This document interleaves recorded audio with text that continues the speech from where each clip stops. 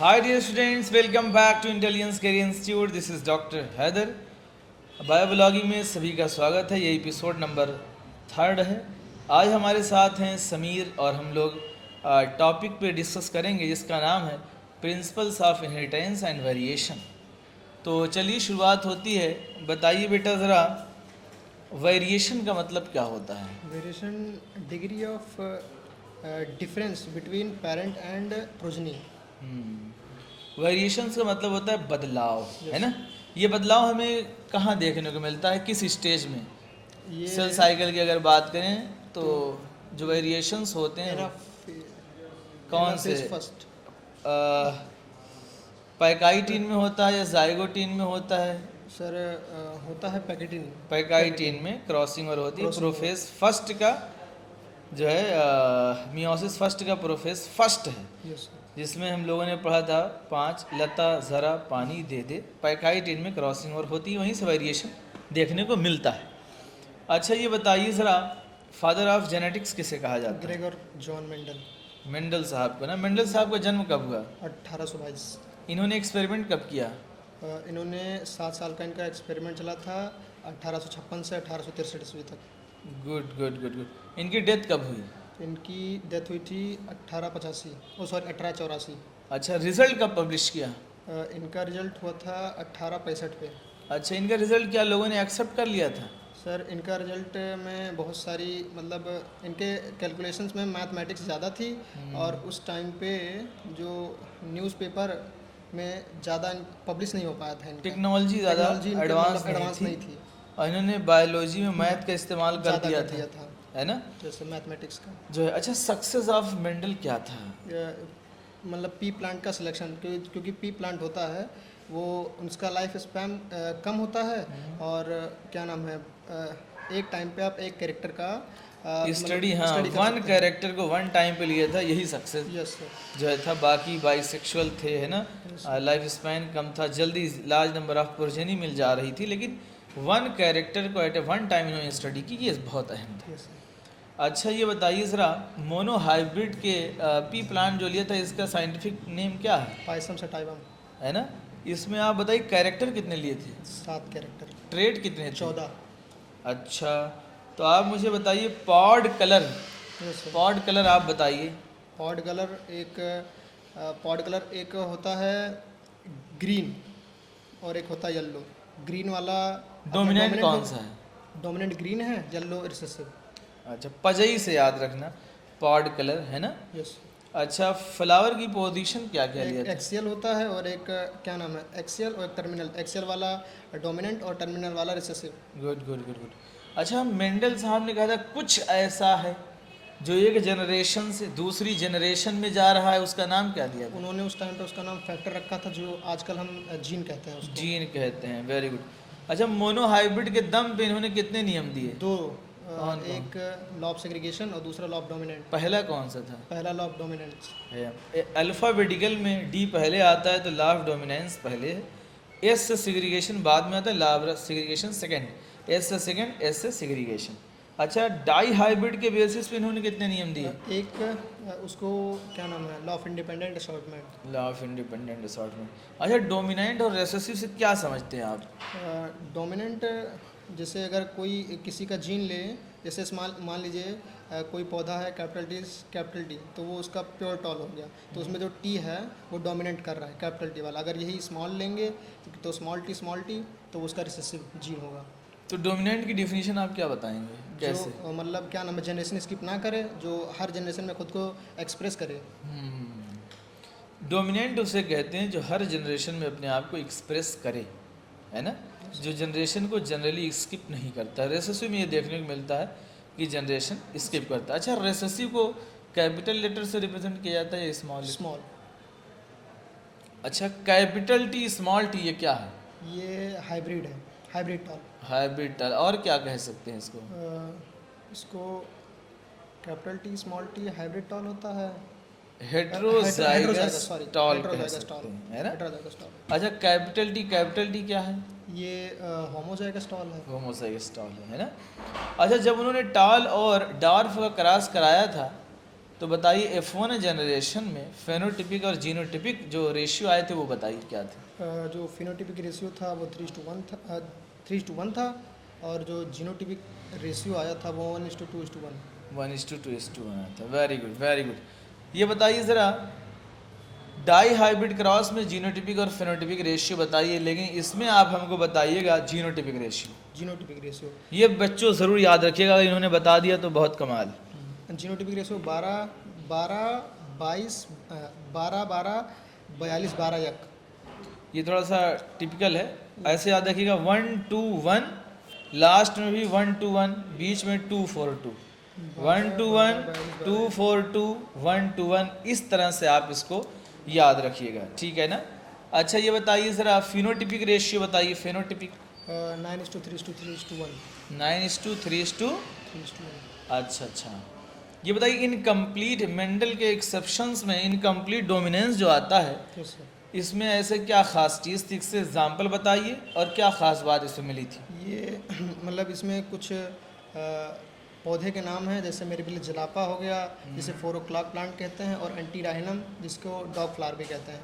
तो इसमें जो ब्लेंडिंग हो जाती है, जो जीन की होती है वो ब्लेंडिंग हो जाती है। अगर आप रेड फ्लावर और वाइट फ्लावर का क्रॉस कराते हैं तो उसमें से आपको पिंक फ्लावर मिलते हैं। अभी तक हम लोग क्या टाल और डार्फ का जब क्रॉस करा रहे थे तो टाल F1 में मिल रहा था, है ना। लेकिन यहाँ पे क्या हुआ, इसके एग्जाम्पल हम याद रखते हैं मोना से। कैसे? मोना से। M से मिराबिलिस जिलापा, O यानी 4 o'clock प्लांट, N से निकोटियाना टोबैकम, एंटीराहिनम स्नैप ड्रैगन कहते हैं, ठीक है ना। इस तरह से हम याद करते हैं इसके एग्जाम्पल। और इसमें क्या हुआ कि रेड और वाइट का जब क्रॉस कराया क्या मिला था, पिंक मिला था। अब उसके बाद जब हम लोगों ने फर्दर इसकी सल्फिंग कराई तो हमें जो फिनोटिपिक और जेनोटिपिक था उसमें क्या ऐसा कुछ खास बात मिली थी। तो इसमें से जो उसकी सल्फिंग कराई गई थी तो एक फ्लावर रेड मिला था, 2 पिंक मिले थे और एक वाइट मिला था। और इसका जीनोटिपिक और फिनोटिपिक दोनों रेशियो 1:2:1 होता है। हाँ, ये ऐसी कंडीशन है जहाँ पे फिनोटिपिक जेनोटिपिक रेशियो बराबर होते थे, ठीक है ना। टेस्ट क्रॉस में भी आपको देखने को मिलेंगे। अच्छा ये बताइए ज़रा, इसके बाद अगर जीन का हम मॉडिफिकेशन कर रहे थे यस सर। तो उसमें कुछ कंडीशंस डेवलप हो रही थी। Yes sir. कितनी कंडीशन डेवलप हो रही थी? जीन अगर नॉर्मल जीन है तो उसका नॉर्मल जीन को आप वाइल्ड जीन भी कह सकते हैं, अनमोडिफाइड भी कह सकते हैं। तो हाँ। उसके थ्रू जो होगा, जो उसके थ्रू जो चीज़ें होंगी तो उससे आपका मेटाबॉलिज्म, आपकी एंजाइम कुछ भी अफेक्टेड नहीं होगा। लेकिन बात करें म्यूटेशन की, यानी फेनोटाइप इफेक्ट नहीं होगा। नहीं होगा, ठीक। और म्यूटेशन होगा तो म्यूटेशन में भी 3 कंडीशन आती हैं। एक तो जिसमें जो जीन होता है वो लेस एफिशिएंट होता है, तो जिससे भी आपका मेटाबॉलिज्म पे कोई असर नहीं पड़ेगा। लेस एंजाइम प्रोड्यूस कर रहा है या नॉर्मल एंजाइम Normal बना enzyme। रहा है, ठीक। और दूसरे वाले पे आते हैं तो उसमें एंजाइम तो बनेगा लेकिन वो एंजाइम फंक्शनल नहीं होगा। तो फंक्शनल नहीं होगा तो हमारे मेटाबॉलिज्म पे जाहिर सी बात है असर देगा, अफेक्ट करेगा। तो हमारा फिनोटाइप भी अफेक्टेड होगा। और तीसरे वाले में है जो एंजाइम बनाता ही नहीं है, क्योंकि जीन बहुत ज़्यादा डिस्ट्रॉय हो गया, म्यूटेट हो जाता है। म्यूटेट हो जाता है, ठीक। बस तीनों हो गए तो फिनोटाइप अफेक्ट होगा। यस सर होगा। तो इसमें यह था कि मॉडिफिकेशंस के बाद होता है कि नॉर्मल फंक्शन कर सकते हैं, लेस एफिशिएंट एंजाइम बना रहा है लेकिन एंजाइम बन रहा है। तो जैसा डीएनए होगा वैसा आरएनए, जैसा आरएनए वैसी प्रोटीन, जैसी प्रोटीन वैसा एंजाइम, जैसा एंजाइम वैसा मेटाबॉलिज्म, जैसा मेटाबॉलिज्म वैसा फंक्शन, जैसा फंक्शन वैसा फिजिकल अपीयरेंस, वैसा ही फेनोटाइप, वैसी स्मार्टनेस, जैसे हैदर सर की आप देख रहे हैं इस वक्त। तो यानी फेनोटाइप परफेक्ट नहीं हो रहा है, ठीक है ना। अच्छा ये बताइए ज़रा आप कोडोमिनेंस का एग्जाम्पल। कोडोमिनेंस के एग्जांपल में जो चौपाया जानवर होते हैं जैसे कैट। कोडोमिनेंस का मतलब क्या है आप समझते हैं? कोडोमिनेंस मतलब जिसमें जो ब्लेंडिंग नहीं होती है तो इसमें दोनों के दोनों कैरेक्टर एक साथ दिखाई देते हैं। एक जैसे आप अच्छा अगर पेरेंट्स, यस अगर जो है F1 जनरेशन या बच्चे जो है अपने दोनों पेरेंट्स से मिलते हैं तो ऐसी कंडीशन क्या कहते हैं? कोडोमिनेंस। अगर किसी से ना मिले तो किसी से ना मिले तो क्या नाम, इनकम्प्लीट डोमिनेंस। इनकम्प्लीट डोमिनेंस कहेंगे। और अगर जो है किसी एक से मिले तो उसको आप law of dominance. Law of dominance, ये याद रखिएगा बेटा।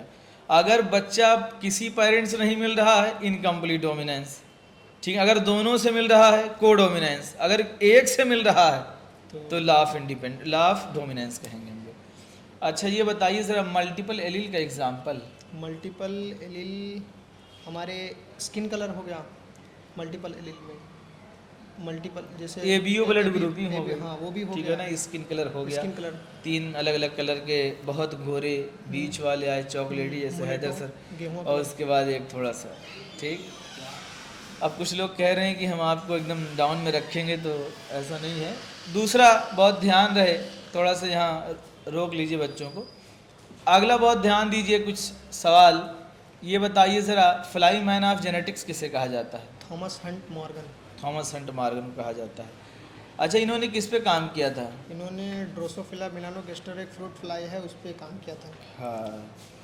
अच्छा, ये बताइए ज़रा, इसके 5 फीचर ड्रोसोफिला लेने के अहम क्या क्या मतलब मेन वो था इसका ड्रोसोफिला जो- को लेने का? इसका जो लाइफ स्पैन, इसका जो लाइफ साइकिल है वो 2 वीक का होता है, और इसका लाइफ स्पैन 4 वीक का होता है।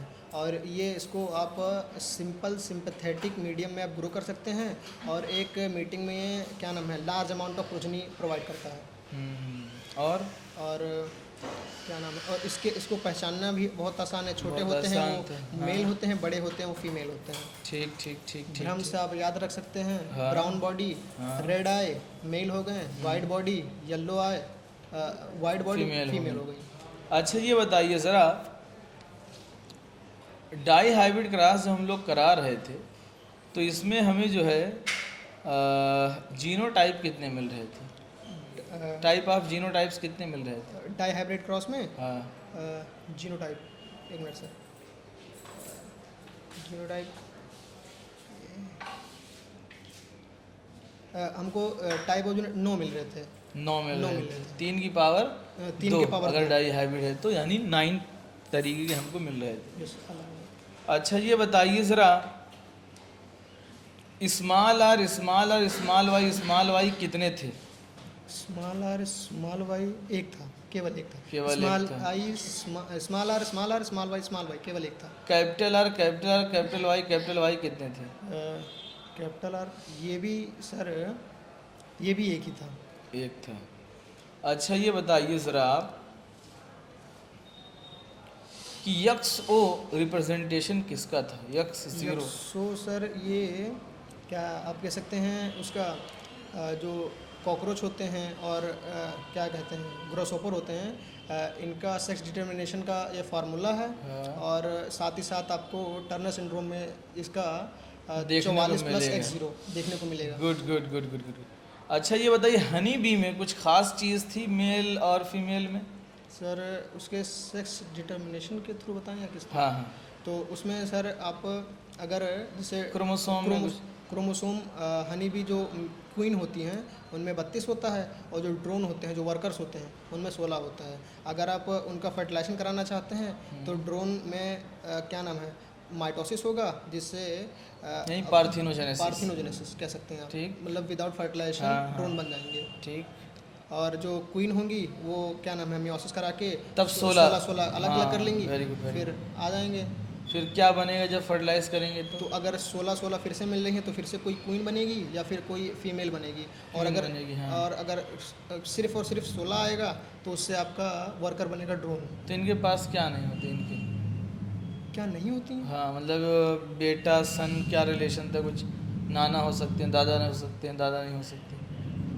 बार बार हम लोग एक चीज़ ये देख रहे हैं कि जब फीमेल में हम लोग मियोसिस करा रहे हैं तो 16 आ रहा है, यहाँ से भी 16 फर्दर हुआ 32, Yes, यानी सन नहीं प्रोड्यूस हो रहा हाँ, है ना, सन yes, नहीं बन सन रहा, नहीं बन रहा। ठीक है ना, नहीं फीमेल बार बार बन जा बन रही जा है। रही है। चलिए, ये बताइए ज़रा,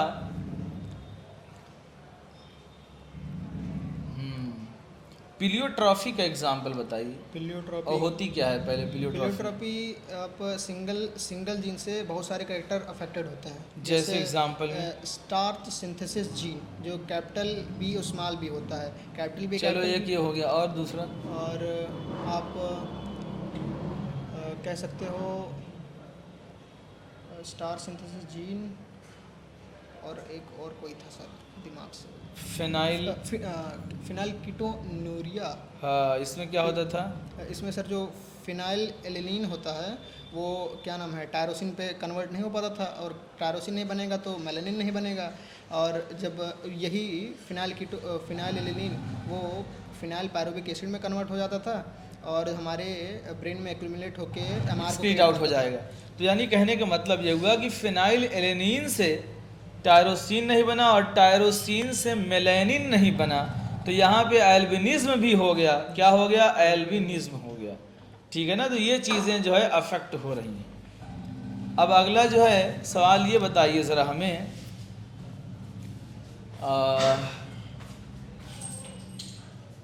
अगला सवाल आप बताएं हमें, पॉलीजीन क्या होते थे, और एग्जाम्पल एक बताते हुए निकल चलते हैं आगे। पॉलीजीन मतलब क्या नाम है, एक बहुत सारे जीन मिलके एक कैरेक्टर को डिटरमाइन करते हैं, लाइक एज हमारी बॉडी का colour, skin colour. Skin colour, ठीक है ना। अच्छा ये बताइए ज़रा आप ट्राइसोमी के एग्जाम्पल।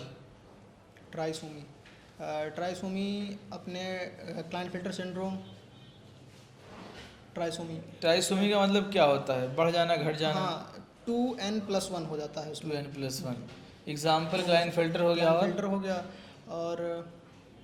और सर क्या नाम है, निमोनिक्स क्या बताई थी? जेकब भी आता है उसी में, लेकिन जेकब एंजाइटी में है केप्ट नहीं। डीजे, क्लाइनफिल्टर, एडवर्ड पटाउ टर्नर, और है ना। क्या नाम है, डाउन सिंड्रोम डाउन भी आता सिंड्रोम है, भी इसके एग्जाम्पल है। इंक्लूडेड है इसमें। मोनोसोमी का एग्जाम्पल बताइए। मोनोसोमी अपना टर्नर सिंड्रोम। Turner syndrome. अच्छा, क्लाइनफिल्टर सिंड्रोम में कौन सा क्रोमोसोम बढ़ जाता है? क्लाइनफिल्टर में अपना एक्स क्रोमोसोम। कौन से नंबर का? 31, 32, 33, 34, 44? वो क्या, ये तो सर सेक्स क्रोमोसोम है ना, तो वो बढ़ जाएगा। कौन सा? 47 हो जाता है। 47। अच्छा, डाउन में? डाउन में 21। 21। एडवर्ड में?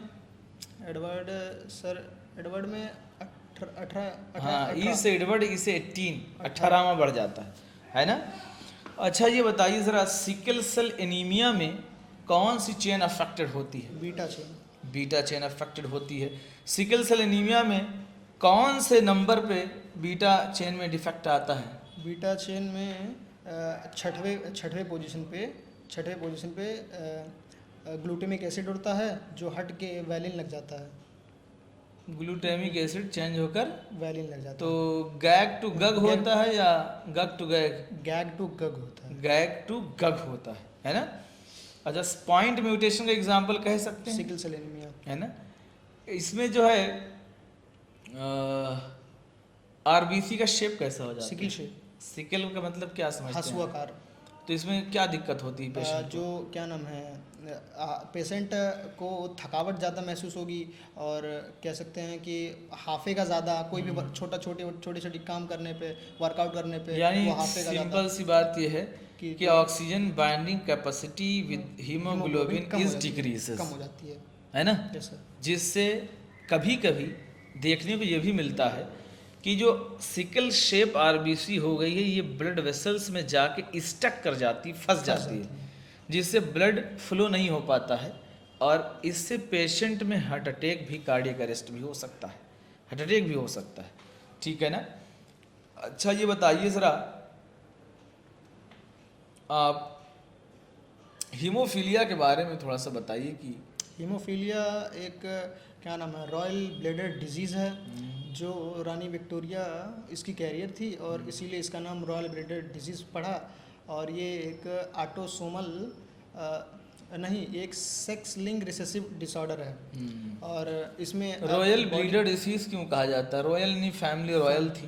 ब्लीडर का मतलब होता है कि क्लॉटिंग फैक्टर की डिफेक्ट होने की वजह से सिंपल कट पे ब्लीडिंग स्टार्ट हो जाएगी, और वो ब्लीडिंग क्या नाम है 5 मिनट से लेकर 24 आवर तक आपकी होती रहेगी, जिससे ब्लड लॉस काफ़ी ज़्यादा हो जाएगा, एनीमिया के चांसेस बहुत ज़्यादा होते हैं। Very good. अच्छा ये बताइए, हीमोफीलिया ए और हीमोफीलिया बी दो तरीके की होती है। हीमोफीलिया ए में कौन सा क्लॉटिंग फैक्टर डिफेक्ट होता है? 8। Very good. और उसमें 9 फैक्टर 9। Very good. अच्छा ये बताइए, थैलेसीमिया दो तरीके की होती थी। Thalassemia major, thalassemia minor.